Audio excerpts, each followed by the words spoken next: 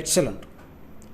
போன கிளாஸில் என்ன பார்த்தோம் அப்படின்னா சர்வர் கம்யூனிகேஷன், அதாவது ஃப்ளட்டர் அப்படிங்கிறது ஒரு ஃப்ரண்ட் எண்ட் அப்ளிகேஷன் மட்டும்தான். ஏதாவது இன்ஃபர்மேஷனை யூசர்கிட்டேருந்து வாங்கி அந்த இன்ஃபர்மேஷனுக்கு தகுந்த மாதிரி ஏதாவது டேட்டாவை ப்ரெசென்ட் பண்ணுறதோ இல்லை இன்ஃபர்மேஷனை கொண்டு போய் சர்வர் சைட்டை ஸ்டோர் பண்ணுறதோ இந்த மாதிரி எது பண்ணணுனாலும் நம்ம என்ன பண்ணணும், சர்வர் சைடு வந்து கம்யூனிகேஷன் பண்ணணும் அப்படின்னு சொன்னோம். ஸோ இந்த கிளாஸில் என்ன பார்க்க போகிறோம் அப்படின்னா ரெஸ்ட்ஃபுல் ஏபிஐ அப்படின்னா என்ன, அதை எப்படி நம்ம டெஸ்ட் பண்ணுறது அப்படின்றத பார்க்க போகிறோம். ஸோ ரெஸ்ட்ஃபுல் ஏபிஐ அப்படிங்கிறது என்ன அப்படின்னா ரெப்ரசன்டேஷனல் ஸ்டேட் ட்ரான்ஸ்ஃபர். ரெஸ்ட் அப்படின்னா ரெப்ரசன்டேஷனல் ஸ்டேட் ட்ரான்ஸ்ஃபர், அதாவது device to device communication. So first நம்ம புரிஞ்சிக்க வேண்டியது என்னென்னா அது கம்ப்யூட்டராக இருக்கலாம், லேப்டாப்பாக இருக்கலாம், மொபைலாக இருக்கலாம். ஸோ ஒரு சர்வர் இருக்குது, இந்த சர்வர் கூட நம்ம கம்யூனிகேஷன் பண்ணணும் அப்படின்னா நிறைய டெக்னாலஜி இருக்குது. சே ஃபார் எக்ஸாம்பிள் .NETல வந்து ரிமோட்டிங்னு ஒரு டெக்னாலஜி இருக்குது. இது பார்த்திங்க அப்படின்னா கோப்ரா அப்படின்னு ஒன்று இருக்குது. இது வந்து ஜாவாவில் பார்த்திங்கன்னா கோப்ரா அப்படின்னு சொல்லுவாங்க. இப்போ பார்த்திங்கன்னா WCFன்னு ஒன்று இருக்குது, வெப் ஏபிஐன்னு ஒன்று இருக்குது. ஸோ இந்த மாதிரி பல டெக்னாலஜி இருக்குது. இந்த ஒவ்வொரு டெக்னாலஜியும் ஒரு விதமான டேட்டாவை ஒரு ப்ரோட்டோக்காலை ஃபாலோ பண்ணாங்க. அப்போ என்ன ஆகும் அப்படின்னா ஒரு குறிப்பிட்ட டெக்னாலஜியை வச்சு நம்ம வந்து ஃபாலோ பண்ணும்போது அந்த டெக்னாலஜியில் ஒர்க் ஆகிற மாதிரியான டிவைஸில் இருந்தால் கம்யூனிகேஷனை பண்ண முடியும். ஸோ இந்த மாதிரி ஒவ்வொருத்தரும் ஒவ்வொரு டெக்னாலஜி யூஸ் பண்ணாங்க. சில டெக்னாலஜி நல்லாயிருக்கும், சில டெக்னாலஜியில் செட்பேக்ஸ் இருக்கும். பட் எப்படியும் அந்தந்த சர்வர் வந்து அந்தந்த டிவைஸை பேஸ் பண்ணி மட்டும் ஆப்ரேட் பண்ணுற மாதிரி இருந்தது. அதுக்கப்புறம் இப்போது ரீசெண்டாக என்ன பண்ணியிருக்காங்க அப்படின்னா ரெஸ்ட்ஃபுல் ஏபிஐ அப்படின்னு சொல்லி பண்ணுறாங்க. அது என்னங்க sir RESTful API? Representational state transfer. சரி, இதில் மெயின் என்ன அப்படின்னா ஜேசான கம்யூனிகேஷனுக்கு யூஸ் பண்ணுறாங்க.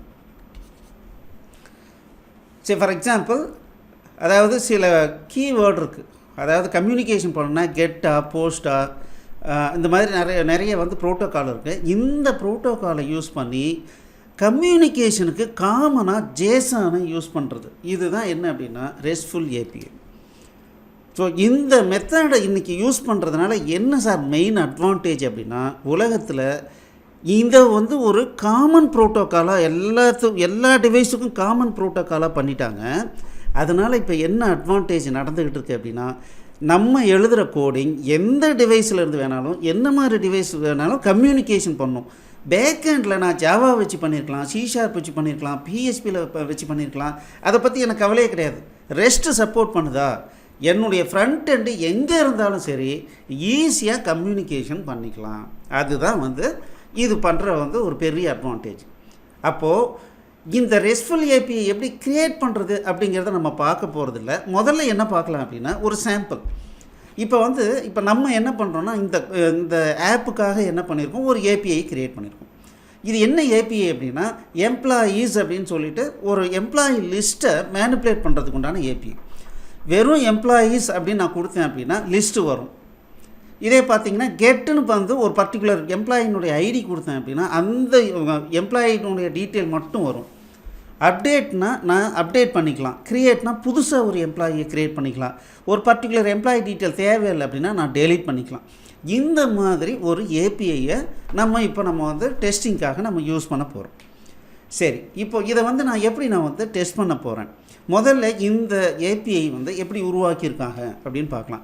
ஸோ நம்ம என்ன பண்ணுறோம் அப்படின்னா C# யூஸ் பண்ணுறோம். ASP.NET MVCயில் C#ல் வெப் ஏபிஐ அப்படின்னு ஒரு டெக்னாலஜி இருக்குது. எனக்கு வந்து ரொம்ப ரொம்ப பிடிச்ச டெக்னாலஜி இந்த வெப் ஏபிஐ. மைக்ரோசாஃப்ட் ஒரு அற்புதமான ஒரு ப்ரோட்டோக்காலை க்ரியேட் பண்ணியிருக்காங்க. இதனால் எனக்கு என்ன சார் அட்வான்டேஜ் அப்படின்னா நான் ஏற்கனவே பிஸ்னஸ் ஆப்ஜெக்ட்ஸ் வந்து க்ரியேட் பண்ணணும். ஸோ நம்மளுடைய C# ப்ரோக்ராமிங் வந்து நீங்கள் கற்றுக்கிட்டு இருந்தீங்கன்னா அதில் இருக்கிற மினி ப்ராஜெக்ட்லாம் நீங்கள் பண்ணியிருந்தீங்கன்னா உங்களுக்கு நல்லா தெரியும். நம்ம என்ன பண்ணுவோம் அப்படின்னா 3 tier ஆர்கிடெக்சரில் கோடிங் பண்ணுவோம். அதாவது ஒரு டேட்டா பேஸோடு நம்ம வந்து கம்யூனிகேட் பண்ணுறதுக்கு ஒரு தனி லேயர் வச்சுட்டு ஒரு DLL ஃபைல் வச்சுட்டு அது பிஸ்னஸ் ஆப்ஜெக்ட்னு வச்சுட்டு அந்த பிஸ்னஸ் ஆப்ஜெக்ட் மூலமாக நான் என்ன பண்ணுவேன்னா கம்யூனிகேஷன் பண்ணுவேன். ஒரு லிஸ்ட் எடுக்கிறதுக்கோ ஒரு ரெக்கார்டை ரிட்டர்ன் பண்ணுறதுக்கோ இதெல்லாம் நம்ம வந்து யூஸ் பண்ணுவோம். அதே டெக்னாலஜியை ரொம்ப சிம்பிளாக நான் ஏற்கனவே அதை நான் யூஸ் பண்ணிகிட்ருக்கேன், புதுசாக எதுவும் பண்ண போகிறதில்ல. அந்த டெக்னாலஜியை தூக்கி அப்படியே வந்து ஃப்ரண்ட் அண்ட் கம்யூனிகேஷனுக்காக நான் வந்து உபயோகப்படுத்திக்கலாம். அதுதான் என்னென்னா வெப் ஏபிஐ. ஸோ இதை பற்றி நான் அதிகம் சொல்லலை, பட் இருந்தாலும் ஒரு உங்களுக்கு ஒரு எக்ஸ்போஷர் கிடைக்கணுன்றதுக்காக இந்த பர்டிகுலர் ஏபிஐ எப்படி க்ரியேட் பண்ணியிருக்கோம் அப்படிங்கிறத மட்டும் நான் உங்களுக்கு எக்ஸ்பிளைன் பண்ணுறேன். ஸோ இங்கே பார்த்தீங்கன்னா எம்ப்ளாயீஸ் கண்ட்ரோலர்னு ஒரு கண்ட்ரோலர் ஃபைல் க்ரியேட் பண்ணியிருக்கேன். ஸோ இந்த எம்ப்ளாயீஸ் கண்ட்ரோலர்ன்ற இந்த கண்ட்ரோலர் என்ன பண்ணியிருக்குன்னா ஏபிஐ கண்ட்ரோலர் அப்படிங்கிற ஒரு கண்ட்ரோலரை இன்ஹெரிட் பண்ணி க்ரியேட் பண்ணியிருக்கு. இந்த ஏபிஐ கண்ட்ரோலர் என்ன பண்ணுதுன்னா டோட்டல் ஆட்டோமேஷன் ஒர்க்கையும் நமக்காக ஷோல்டர் பண்ணுது. நான் இந்த ஒரு கண்ட்ரோலரை மட்டும் இன்ஹெரிட் பண்ணிட்டேன்னா நான் வந்து எனக்கு எந்த பிரச்சனையும் கிடையாது. இப்போ பாருங்களேன், இப்போது ஜஸ்ட்டு கெட்டுன்னு ஒரு ஃபங்க்ஷன் வச்சுருக்கேன். இந்த கெட் ஃபங்க்ஷன் என்ன பண்ணுதுன்னா நான் ஏற்கனவே எம்ப்ளாயி மாடல்னு ஒன்று வச்சுருக்கேன். அது என்ன பண்ணுதுன்னா கெட் எம்ப்ளாயீஸ் அப்படின்ற ஒரு ஃபங்க்ஷனை கால் பண்ணுறேன். அது ரிட்டர்ன் பண்ணுறத ஒரு டேட்டா ரிட்டர்ன் பண்ணுது. அந்த டேட்டாவை சிம்பிளாக ரிட்டர்ன் பண்ணால் போதும். இந்த டேட்டாவை இது வந்து C# ஒரு கிளாஸ் மாடலாக கிளாஸ் ஆப்ஜெக்டாக இருக்குது. இதை ஜேசானாக கன்வெர்ட் பண்ணுறதோ XML-ஆக கன்வெர்ட் பண்ணுறதோ எப்படி வேணுமோ அது ரிக்குவயர்மெண்ட்டுக்கு தகுந்த மாதிரி எல்லா வேலையும் இதை கரெக்டாக ஃபார்மேட் பண்ணி ரிட்டர்ன் பண்ணுற வேலையை இந்த ஏபிஐ கண்ட்ரோலர் பார்த்துக்குதுங்க. ஸோ இப்போது ஒரு எக்ஸாம்பிள் பார்த்தீங்க அப்படின்னா, இப்போது நம்ம என்ன பார்த்துட்ருக்கோம்னா இந்த HTTP எம்ப்ளாயீஸ் இருக்குது. இதில் பார்த்தீங்கன்னா இந்த ரெஸ்ட் ஏபிஐனுடைய URL கொடுத்துருக்கோம்.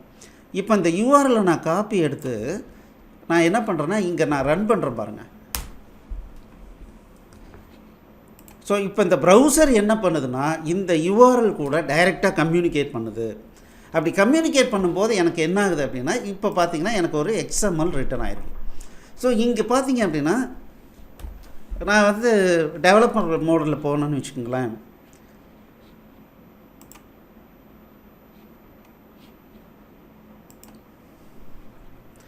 இதில் பார்த்தீங்கன்னா நெட்வொர்க்கில் இந்த பர்டிகுலர் கம்யூனிகேஷன் ஆகினது எப்படி ஆயிருக்குன்னு பார்க்கலாம்.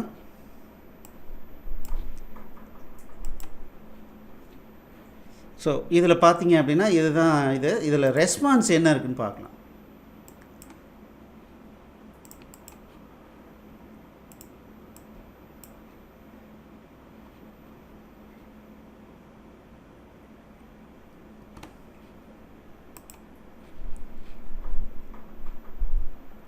ஓகே,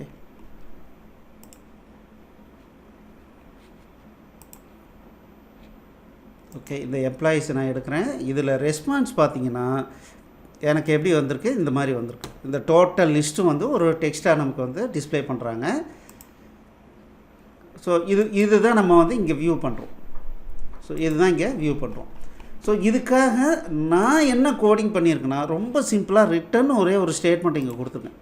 ரிட்டர்ன் ஸ்டேட்மெண்ட் கொடுத்துருக்கேன். இது என்ன பண்ணுதுன்னா டேட்டாவை ரிட்டர்ன் பண்ணுது. இந்த டேட்டா எப்படி இருக்குது, இந்த எம்ப்ளாயீஸ் மாடலில் இருக்குது. இந்த எம்ப்ளாயீஸ் மாடலில் இருக்குது. இப்போ பார்த்தீங்கன்னா ஸோ இந்த எம்ப்ளாயீஸ் மாடலில் என்னென்ன இருக்குன்னா ஒரு ஸ்டேட்டஸ் இருக்குது, லிஸ்ட் ஆஃப் எம்ப்ளாயீஸ் இருக்காங்க, அதுக்கு பேர் அந்த ப்ராப்பர்ட்டி பேர் டேட்டா, தென் ஒரு மெசேஜ் இருக்குது. இந்த 3 ப்ராப்பர்ட்டி தான் இதில் இருக்குது. இப்போது நம்ம இங்கே பார்த்தோம் அப்படின்னா இந்த எம்ப்ளாயீஸ் அப்படிங்கிறதா ரிட்டர்ன் ஆகிருக்கு. அதில் 3 ப்ராப்பர்ட்டி, ஒரு ப்ராப்பர்ட்டினா டேட்டா, இன்னொரு ப்ராப்பர்ட்டினா மெசேஜ், இன்னொரு ப்ராப்பர்ட்டினா ஸ்டேட்டஸ். அந்த மாடலில் என்னென்ன ப்ராப்பர்ட்டி இருந்ததோ அந்த கிளாஸ் மாடலில் அது அப்படியே ரிட்டர்ன் ஆகிருக்கு. இந்த டேட்டாங்கிறது லிஸ்ட் ஆஃப் எம்ப்ளாயி மாடலினுடைய டேட்டா. அதனால் பார்த்தீங்கன்னா ஒவ்வொரு எம்ப்ளாயினுடைய டீட்டெயிலும் எனக்கு இந்த மாதிரி கிடைக்குது. சரிங்களா? ஸோ இந்த மாதிரி நம்ம ரொம்ப ரொம்ப ஈஸியாக C# வெப் ஏபிஐயை நம்ம க்ரியேட் பண்ணிக்க முடியும். இங்கே பாருங்கள், ஒரு பர்டிகுலர் ஐடி கொடுத்தா அந்த எம்ப்ளாயியை ரிட்டர்ன் பண்ணணும். பாருங்கள், நான் ஒன்றுமே பண்ணல, ஒரு ஃபங்க்ஷன் அந்த ஐடியை பாஸ் பண்ணுறேன், அது டேட்டாவை ரிட்டர்ன் பண்ணுது, அதை நான் என்ன பண்ணுறேன், ரிட்டர்ன் பண்ணிடுறேன். அதே மாதிரி க்ரியேட் பண்ணணும், அப்டேட் பண்ணணும், டெலீட் பண்ணணும். இந்த ஒவ்வொன்றுக்கும் நம்ம என்ன பண்ணுறோம் அப்படின்னா ஸ்டாண்டர்டாக ஒரு நம்மளுடைய பேக்கண்ட் பிஓவை யூஸ் பண்ணி டைரெக்டாக எல்லா வேலையும் பண்ணிவிட்டு இங்கேருந்து ஜஸ்ட்டு ரிட்டர்ன் கொடுத்தோம் அப்படின்னா ரிசல்ட் என்ன ரிட்டர்ன் பண்ணணுமோ அதை ரிட்டர்ன் கொடுக்கணுன்னா அது நமக்கு ரிட்டர்ன் ஆகிடுது. ஸோ இப்போது இதிலேருந்து நம்ம என்ன தெரிஞ்சுக்கிறோம் அப்படின்னா இந்த ரெஸ்ட்ஃபுல் ஏபிஐ வந்து C# க்ரியேட் பண்ணுறது ரொம்ப ரொம்ப ஈஸி. அப்படின்னா மற்ற எதுலேயுமே க்ரியேட் பண்ண முடியாதுன்னா எல்லா சர்வர் டெக்னாலஜியும் இன்றைக்கி இது சப்போர்ட் பண்ணுது. எல்லாமே ப்ராக்டிஸ் தான். ஈவன் பிஹெச்பியில் பண்ணலாம், பைத்தானில் பண்ணலாம், எதில் வேணாலும் பண்ணலாம் நம்ம. சரிங்களா? சரி, ரைட்டுங்க. இப்போது இந்த டெஸ்டிங் ஏபிஐ யூஸிங் ஃபிட்லர். இப்போது என்கிட்ட வந்து இந்த ஏபிஐலாம் இருக்குது. அதை நம்ம இங்கே பார்த்தோம் அப்படின்னா என்னென்ன ஏபிஐ வந்து யூஆர்எல் இருக்கோ இந்த யூஆர்எல் தான் நமக்கு வந்து என்னுடைய ஃப்ளட்டர்லேருந்து இந்த யூஆர்எல் வழியாக நான் டேட்டாவை எடுக்க போகிறேன், ஒரு பர்டிகுலர் டேட்டாவை டிஸ்பிளே பண்ண போகிறேன், அப்டேட் பண்ண போகிறேன், எல்லாமே பண்ண போகிறேன் இல்லைங்களா? அப்போது முதல்ல இந்த பர்டிகுலர் யூஆர்எல் எப்படி வேலை செய்யுது, இது என்ன ரிட்டர்ன் பண்ணுது அப்படிங்கிறத நம்ம தெரிஞ்சுக்கணும். அதை தெரிஞ்சுக்கிறதுக்கு என்ன சார் பண்ணலாம் அப்படின்னா, நம்ம ஃபிட்லர் அப்படின்ற ஒரு டூல் யூஸ் பண்ணலாம். இப்போ ஃபிட்லர் டவுன்லோட்னு கொடுத்தோம் அப்படின்னா, ஸோ இந்த டவுன்லோட் பேஜுக்கு நம்ம வரலாம்.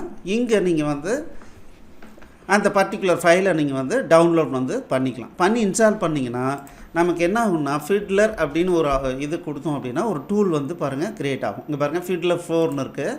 நான் இந்த ஃபிட்லர் 4 வந்து ஓப்பன் பண்ணுறேன்.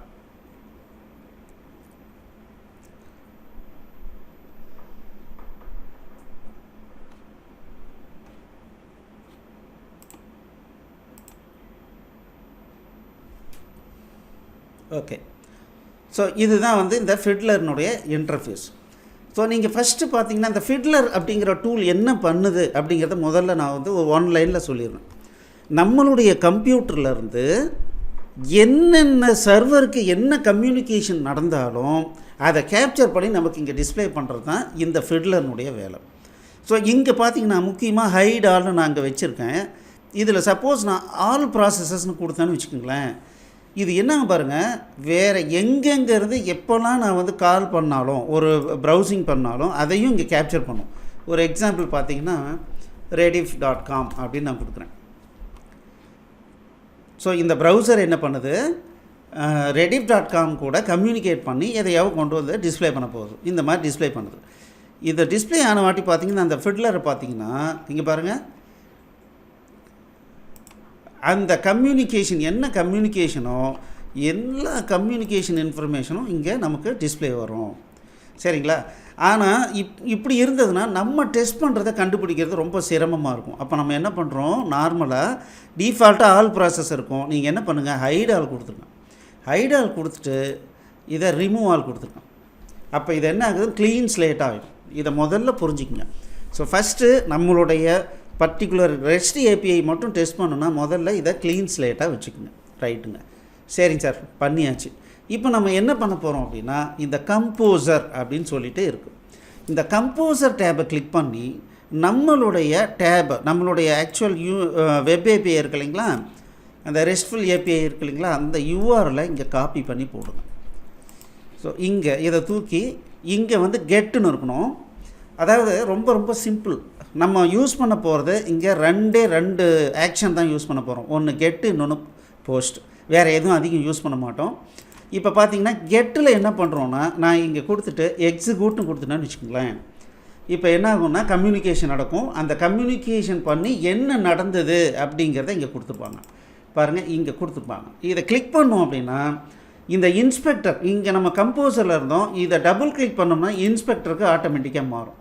இது மாறும்போது நமக்கு என்ன கிடைக்கும்னா, இங்கே பாருங்கள், டிரான்ஸ்ஃபார்மர், ஹெடர்ஸ், நம்ம என்னென்ன கம்யூனிகேஷன் எப்படி நடந்தது, டெக்ஸ்ட் வியூ எப்படி இருந்தது, அங்கேருந்து ரிட்டன் ஆனது, அதாவது சர்வர்லேருந்து என்ன ரிட்டன் ஆனது அப்படிங்கிறது நமக்கு இங்கே பாருங்கள் இது டிஸ்பிளே வரும். இது பார்த்திங்கன்னா ஜேசானாக இருக்கும்.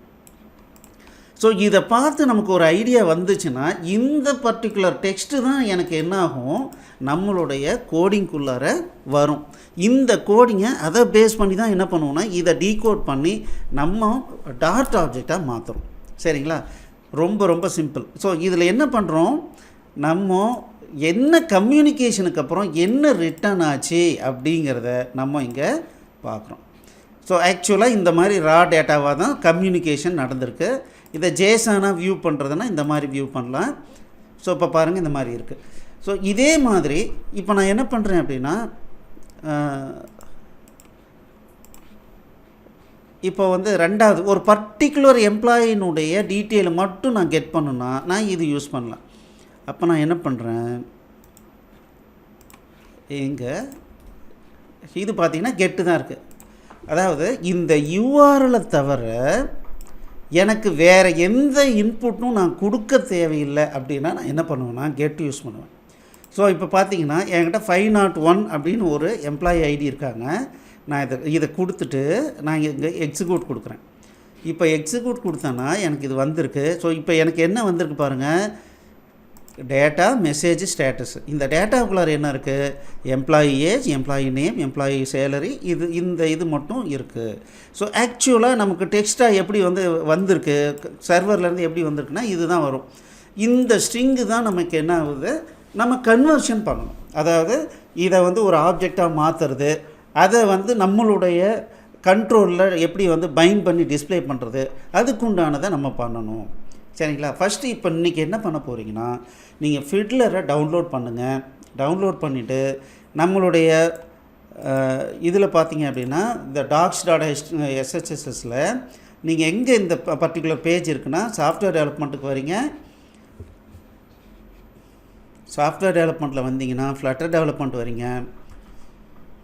ஸோ இந்த ஃப்ளட்டர் டெவலப்மெண்ட்டில் வீக் 7 வரீங்க. இதில் பார்த்தீங்க அப்படின்னா ஃப்ளட்டர் இந்த ஜேசான் ப்ராஜெக்ட்ஸ் இருக்குது, இது கிளிக் பண்ணுங்கள். இதில் பார்த்தீங்க அப்படின்னா இந்த எக்ஸசைசஸ் இருக்குது. ஸோ இதில் HTTP எம்ப்ளாயீஸ் ப்ராஜெக்ட் வரீங்க. ஸோ இதில் தான் பார்த்தீங்கன்னா இந்த யூஆர்எல்லாம் இருக்குது. ஸோ நம்ம ஃபஸ்ட்டு என்ன பண்ண போகிறோம், ஃபிட்லரை டவுன்லோட் பண்ண போகிறோம்.